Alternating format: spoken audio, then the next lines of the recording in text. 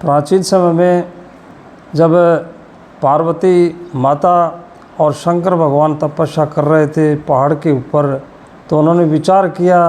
पार्वती ने शंकर भगवान को कहा कि अपना एक जो है बढ़िया सा जो है महल बना लो रहने के लिए, और जो वहीं रहेंगे पहाड़ों में, बहुत साल हो गए तपस्या करते हुए।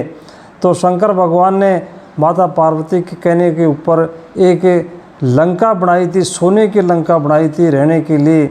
तो उसमें गृह प्रवेश जब हुआ, गृह प्रवेश की बात आने लगी, तो उस पंडित को, कौन से पंडित को बुलाया जाए, तो पंडित उस समय रावण था। उस समय रावण जो है पंडित उसमें करने के लिए जो है गृह प्रवेश के लिए आया।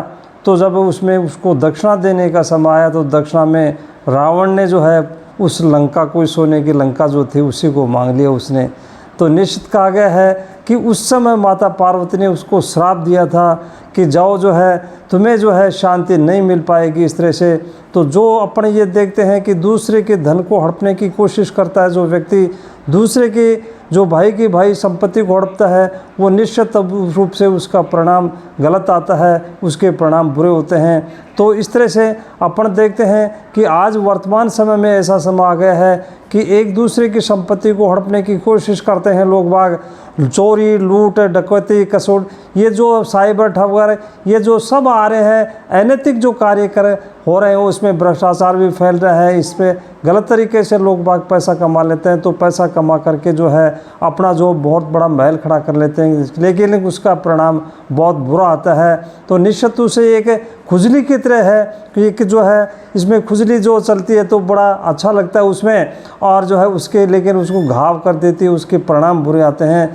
तो निश्चित रूप से जो हमें ये कहते हैं कि भाई सत्य का हमें सहारा लेना चाहिए। भगवान तक पहुंचने का रास्ता एक ही है कि सत्य का रास्ता है, उस सत्य को मत छोड़ो। अपन ये कहते हैं कि भाई जो है एक झूठ बोल करके जो बड़ी जीत हासिल कर लेते हैं, लेकिन उससे भी अच्छा है कि जीत जो है उसी की हासिल होगी जो सत्य बोल करके जो जीत लेता है।